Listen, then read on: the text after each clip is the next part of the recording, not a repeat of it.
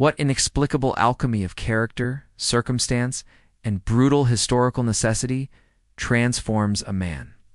How does a wealthy Prussian aristocrat, born into the rigid structure of the Junker class, a young man seemingly destined for a life of polished boots, formal cavalry parades, and the comfortable obscurity of garrison duty, pivot to become the single most feared and lethally efficient killer in the completely new warfare dimension of the sky? This is not merely a question of career change. It is a profound metamorphosis, a stripping away of one identity and the forging of another in the crucible of total war. It is the story of how Manfred von Richthofen, a name that would become synonymous with aerial terror, shed the skin of his privileged inheritance built on land, title and unquestioning service to the Kaiser, and donned the mantle of a hunter, trading the landscaped manners of Silesia for the chaotic, three-dimensional killing field above the trenches of the Great War. This transformation is the heart of his legend, a psychological journey from a sportsman of the old world who hunted wild boar on family estates, to the calculating predator of the new industrial age of combat, who tallied his human victims with the same cold, obsessive precision. Before we dive deep into that transformation and follow the crimson trail of his Fokker triplane, we have a small request. If you find this kind of deep historical analysis compelling, and if you believe these stories deserve to be told with the detail they're due, please take a moment to support our channel. Hit the like button to help us with the algorithm, subscribe to join our community of history enthusiasts, and be sure to share this video with anyone else who appreciates the complex, often dark stories that forged our modern world. Your support is the fuel that allows us to bring these epic narratives to life, and it is deeply appreciated. Born in 1892 in Breslau, Silesian now Wrocław, Poland, Manfred Albrecht Freiherr von Richthofen was steeped in military tradition from his very first breath. He was not just born into the aristocracy, he was born into the Freiherr Baron class, the heart of the Prussian Junker elite, caste defined by land ownership and a centuries-old, unshakable pact of service to the state. He was the eldest son of Major Albrecht Philipp Karl Julian von Richthofen, a prominent figure in this martial society. For a young man of his station, the concept of a career as a civilian understood it was almost alien, a foreign concept reserved for other classes. The military was not a job. It was a dynastic obligation, a foregone conclusion woven into the very fabric of his identity, as expected as breathing. The von Richthofen lineage was one of unbroken service to the state, and the Kaiser, and Manfred as the eldest, was expected to do nothing less than uphold that centuries-old honor, to be a seamless continuation of the family's legacy. Failure to do so, or even to question it, would have been an unthinkable breach of duty and family pride. Fulfilling his destiny, the young Richthofen was enrolled in the cadet school at Wallstadt at the age of 11, a place designed to forge boys into the exact mold of Prussian officers, rigid, disciplined, and unquestioningly obedient. He later joined the 1st Regiment of Uhlans Kaiser Wilhelm, the 2nd 1st Silesian, a prestigious cavalry unit that was the very embodiment of romantic 19th century warfare. His early days in uniform were the idealized image of his class. The thud of hooves on hard-packed earth, the glint of sun on lance tips, the smell of horse leather, and the crisp discipline of the parade ground. He was stationed primarily on the eastern border, participating in the timeless, almost medieval duties of a cavalry men long-range patrols, reconnaissance, and the simple, mobile presence of imperial power. This world, with its grand charges and polished sabers, was a universe away from the muddy, industrialized slaughter that was already beginning to congeal on the Western Front, where static trench lines, barbed wire, and the chatter of the Maxim gun were making cavalry and the entire class of men who led it an antique absurdity overnight. In August 1914, the intricate network of alliances, imperial ambitions, and festering nationalisms finally snapped, plunging Europe into the abyss of the Great War, at the conflict that would, at the time, be called the war to end all wars. For a man like Richthofen, an aggressive sportsman bred for glorious charges and decisive action, the reality of this new war was a crushing, almost personal disappointment. The initial fluid movements on both the eastern and western fronts, which his cavalry was trained for, quickly ground to a halt as both sides dug into the earth, creating the vast static scar of the trenches. He was transferred to the west, only to find himself dismounted, relegated to the muck and the mire of this new, static warfare. A glorified infantryman in a conflict that had no use for his skills. The boredom was profound, a maddening, soul-crushing inactivity that gnawed at his aristocratic sense of purpose and his personal thirst for distinction and glory, which he had been taught was his birthright. Cavalry, the arm of shock and awe for millennia, was now tragically obsolete. A horse and rider, silhouetted against the skyline, was not a weapon but a target, a perfect, easy mark for the machine guns and artillery that now dominated the battlefield. The grand charges of his training were now nothing but mass suicide.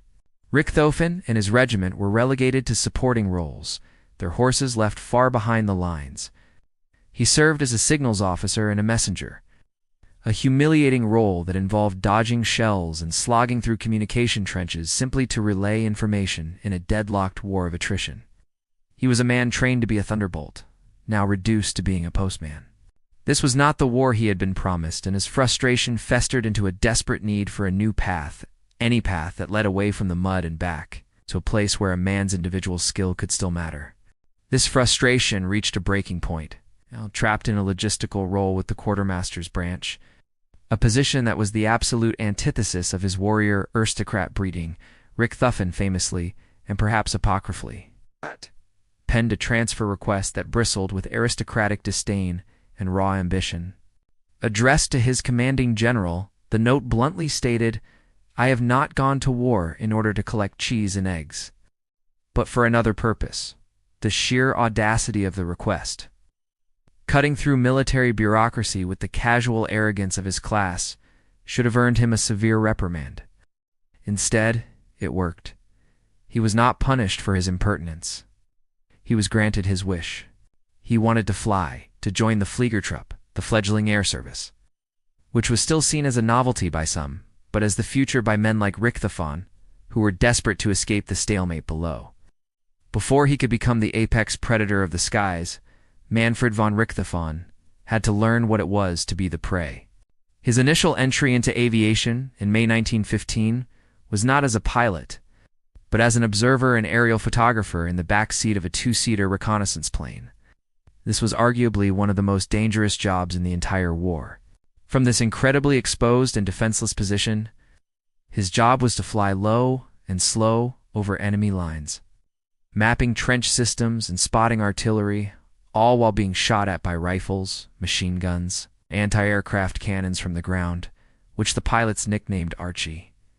It was here, in this open cockpit, with the wind ripping at his face and the constant threat of a .30 caliber bullet, that he had his first taste of aerial combat and, more importantly, learned the critical value of observation, how to read the battlefield, how to spot the enemy, and how to think in 3 dimensions. His initial attempts at becoming a pilot were not promising. He was clumsy with the controls, famously crashing on his first solo flight, a rough landing that was hardly indicative of the mastery to come.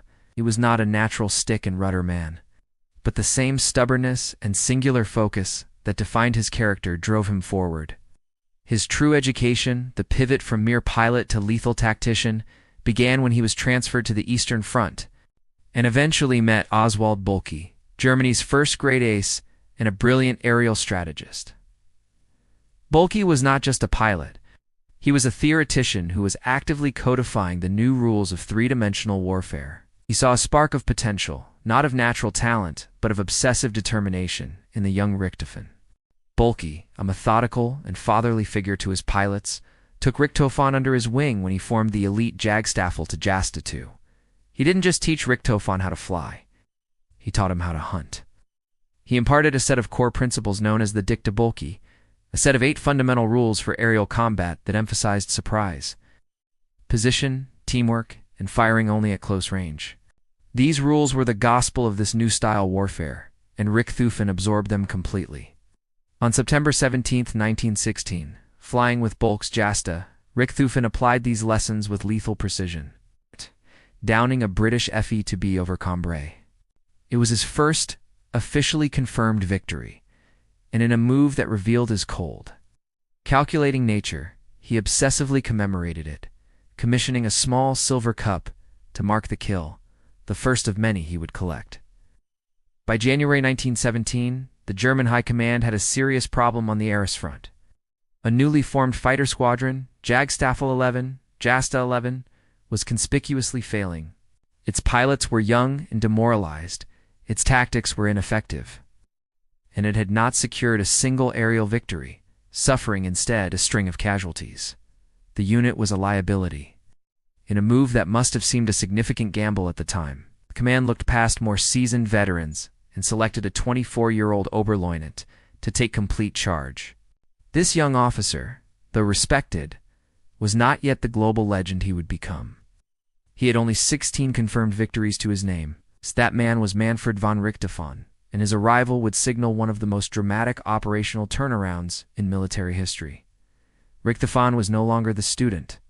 He was the master, and he proved to be a ruthless and exacting one.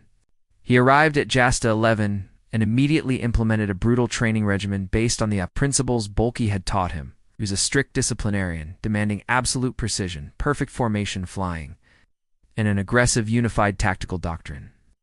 He was not interested in the romantic individualistic duels of the early war. He trained his pilots relentlessly, drilling them in his own hunting philosophies. Attack in groups, prioritize the element of surprise attack from the sun, and never engage in a pointless, chivalric duel when a decisive kill from behind was possible. He was transforming a disorganized rabble into an elite killing machine in his own image, a wolf pack of the sky. The results were immediate and staggering. Under his disciplined and aggressive command, Jasta 11's victory count, which had stood at 0 in mid-January, skyrocketed. The squadron, once a laughingstock, became the most feared unit on the Western Front within weeks. Richthofen led by example, always from the front, taking the most dangerous positions, and demonstrating his tactical acumen, often by selecting the most vulnerable target for himself and leaving the others to his pups, his men. Seeing his success and benefiting from his leadership, followed him with a fierce, almost fanatical loyalty. He was breeding a new generation of aces, like his brother Lothar, Kurt Wolff, and Karl Emil Schaefer, who would all become famous in their own right, all forged in the Red Baron's image. To be seen was to be feared, and Richthofen understood the psychology of war better than almost anyone. As his victories mounted, he made a decision that flew in the face of conventional wisdom. While other pilots used camouflage to blend in with the sky and ground, Richthofen had his Albatros D3 painted a brilliant, garish, unmistakable red. Why would he deliberately make himself the single most visible and tempting target in the entire sky? It was a masterstroke of psychological warfare, declaration of supreme confidence, and a personal challenge to every Allied pilot. It was the mark of a predator so sure of its dominance that it had no need to hide. It was a bold psychological move that weaponized his own reputation. The sight of that blood-red aircraft over the lines became a terrifying legend among the Allied pilots of the Royal Flying Corps. He was no longer an anonymous enemy. He was Le Petit Rouge, the Red Knight, the Red Devil, or, most enduringly, the Red Baron. His presence alone was enough to break the morale of inexperienced pilots and signal to veterans that a master was in the sky. He was a symbol of impending doom, a crimson specter that haunted the skies over Arras, personal guarantee that death was present. His squadron, eager to share in the glory and identity of their commander, began to follow suit, while Jasta 11 adopted red as its base color. The other pilots were encouraged to add their own vibrant individual markings, creating a dazzling display of colors. This was not just vanity. It was a practical application of unit identification in the chaotic, high-speed malaise of a dogfight, allowing pilots to instantly recognize friend from foe. But the rule was clear. Only Richthofen, the Meister, the leader of the pack, was permitted to have his aircraft painted entirely, menacingly red. His plane was the center of their universe, the banner around which his Knights of the Air would rally. April 1917, this single month would forever be seared into the memory of the Royal Flying Corps RFC. Ass-bloody April. As the British launched the Battle of Arras on the ground, the skies above the battlefield turned red, not with paint, but with the blood of Allied airmen. Jasta 11, led by Richthofen, unleashed a systematic and horrifying slaughter. The British pilots, flying brave but largely obsolete aircraft like the BE-C and the RE-8, were sent on reconnaissance and bombing missions with inadequate protection. And Richthofen's hunters were waiting for them, diving from the sun with tactical perfection. The statistics from that month are a testament to the Red Baron's operational peak. The Royal Flying Corps suffered catastrophic, almost unsustainable losses. They lost 245 aircraft, with over 200 aircrew killed and another 108 captured. The average life expectancy of a new RFC pilot on the Aros front dropped to just 18 hours. The German Air Service, by contrast, lost only 66 aircraft. This devastating imbalance was, in large part, due to the tactical superiority of Jasta 11 and the German Albatros fighter, which completely outclassed the British Pusher aircraft. Richthofen himself was an avatar of death during this period, a man seemingly possessed. He was at the absolute peak of his lethality, a calculating predator operating with chilling efficiency. In this single bloody month alone, he personally downed 21 enemy aircraft, including a period where he shot down 4 in a single day. This incredible spree more than doubled his total score, cementing his status not just as an ace but as a national hero and the undisputed master of the skies. For this he was awarded the coveted Pour le Mérite, the Blue Max, the highest military honor in Germany. The unprecedented success of Jasta 11 during Bloody April proved a powerful concept, but it also highlighted a strategic limitation. The British RFC, despite its staggering losses, was part of a vast empire.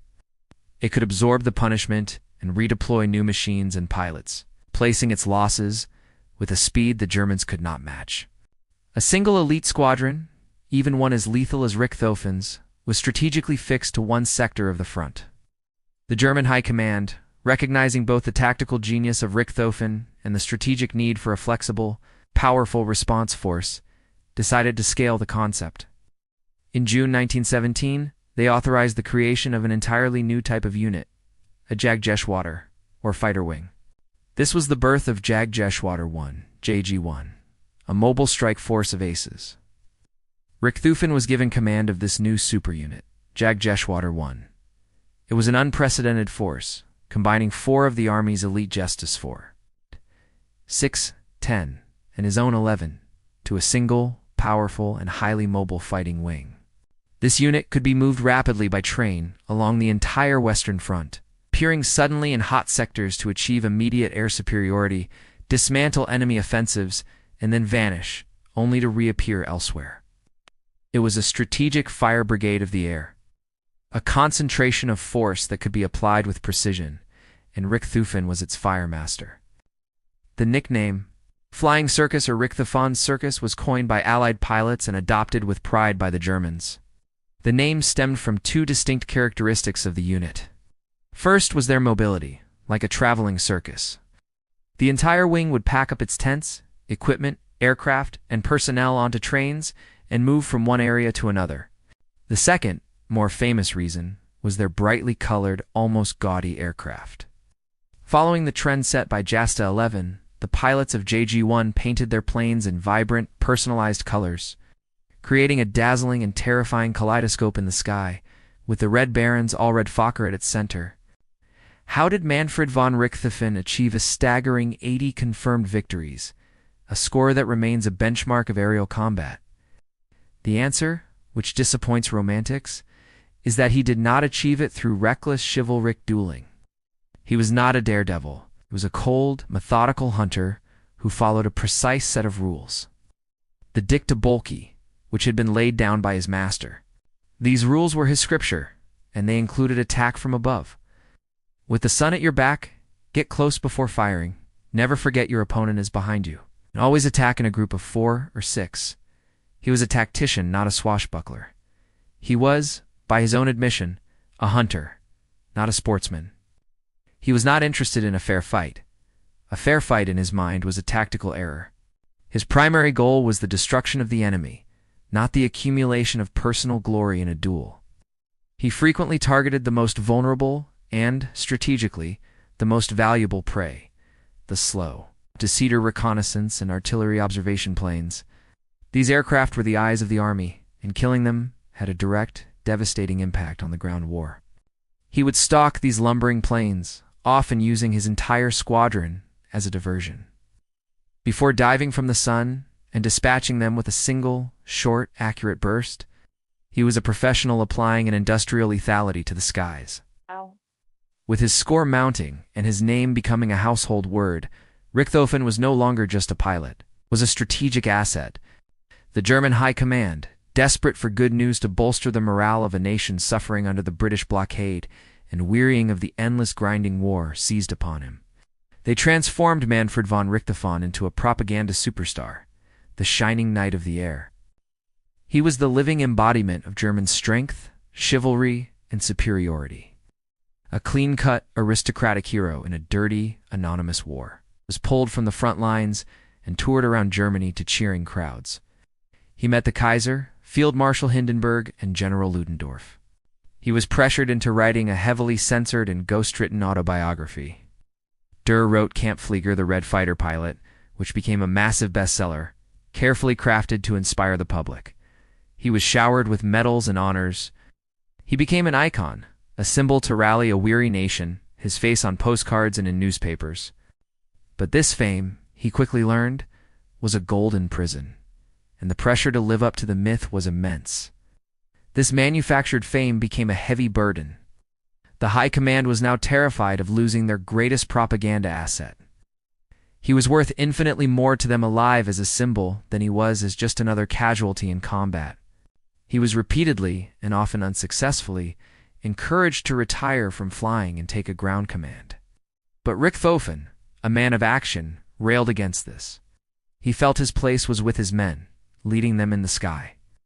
He was trapped in a paradox. He had to continue fighting to maintain the legend. But the legend itself meant that he, of all people, was not allowed to die. The pressure to survive yet continue taking the ultimate risks was immense. On July 6, 1917, the legend almost ended. While engaged in a dogfight with Fe-2B aircraft from the RFC's No. 20 Squadron, a single bullet from the observer's gun found its mark.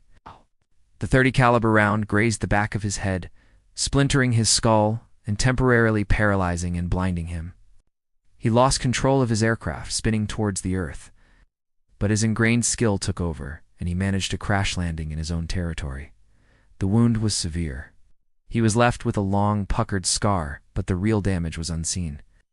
He was rushed to a hospital, and after surgery he was ordered to take a long convalescent leave. He returned to combat far too early, against medical advice, but the man who returned was not the same one who had been shot down. He began to suffer from severe headaches, dizziness, and profound nausea.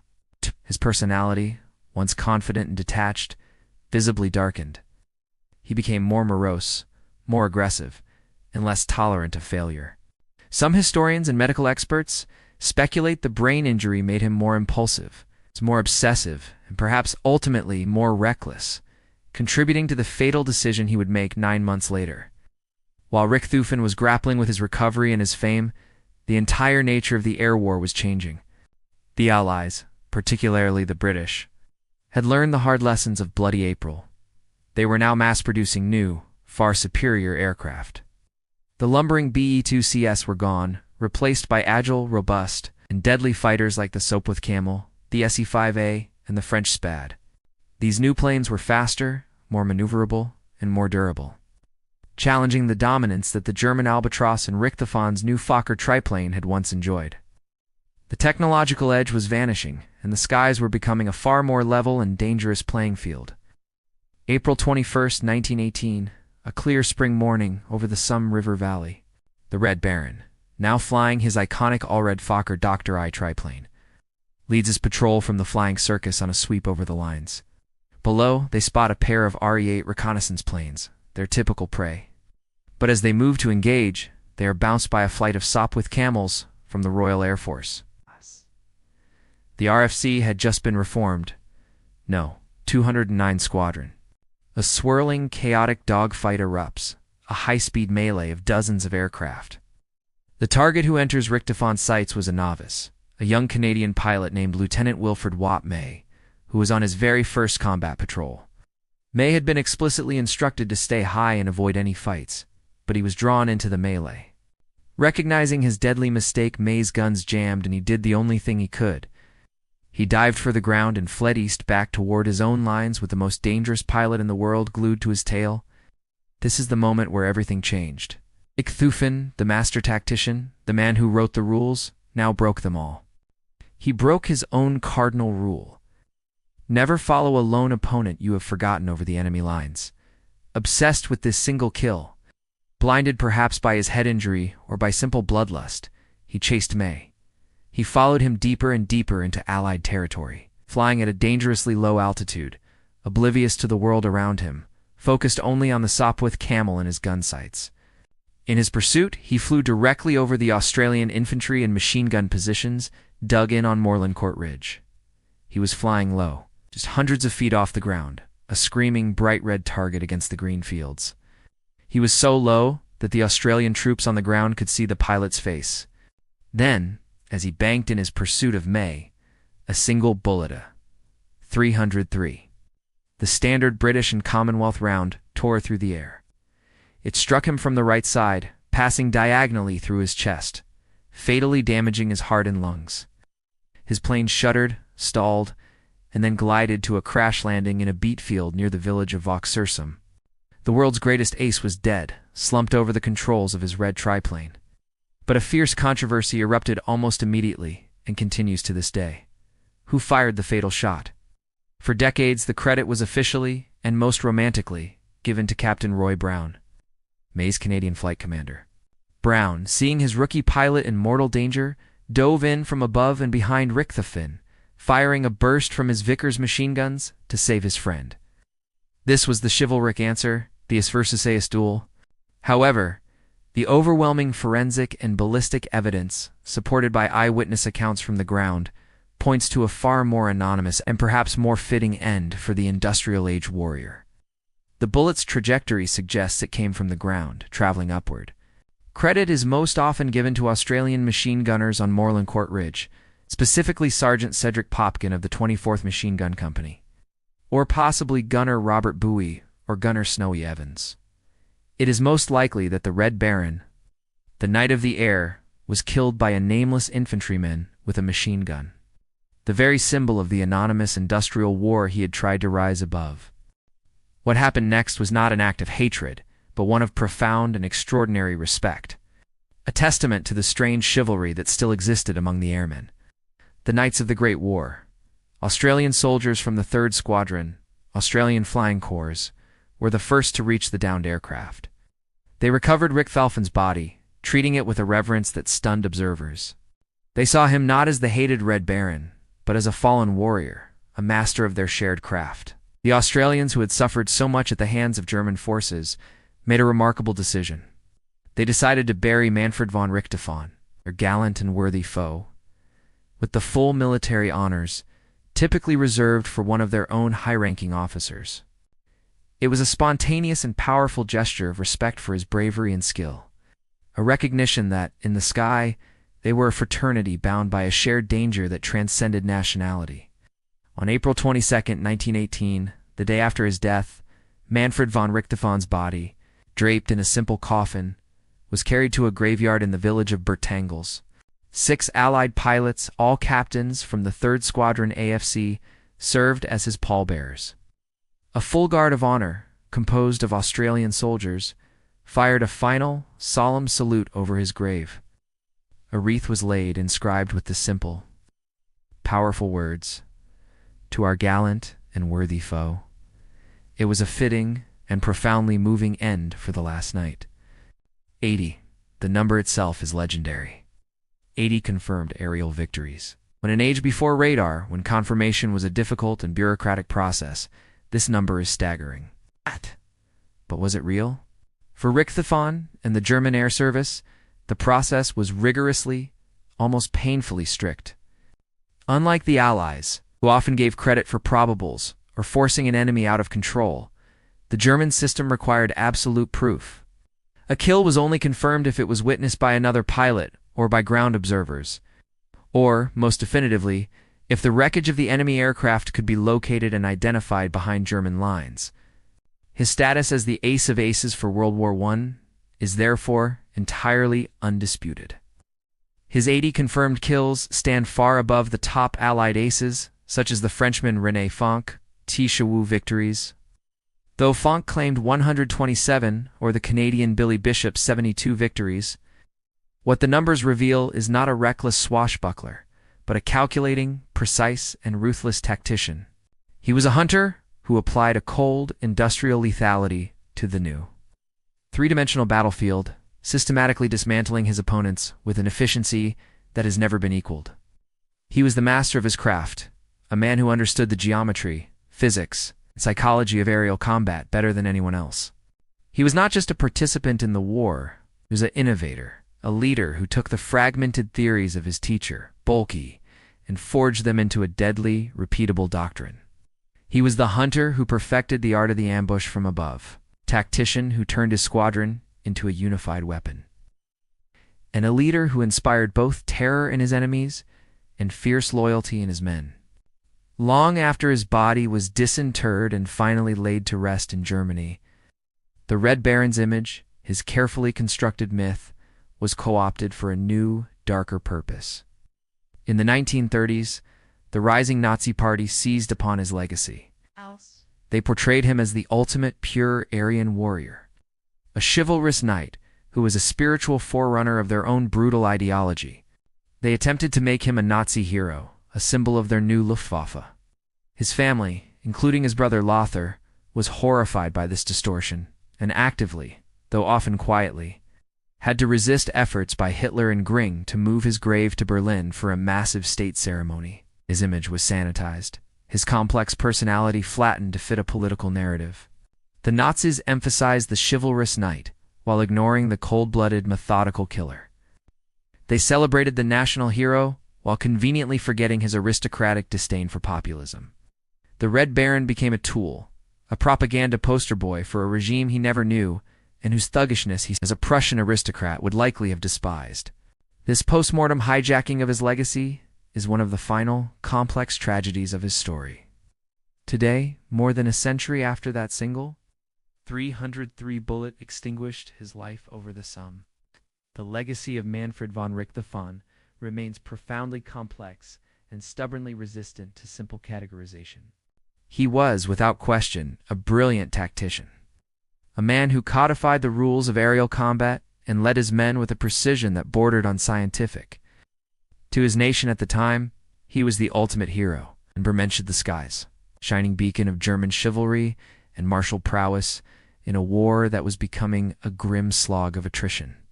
To the Nazi regime that followed, he was a convenient propaganda tool, his image distorted to serve an ideology he never knew.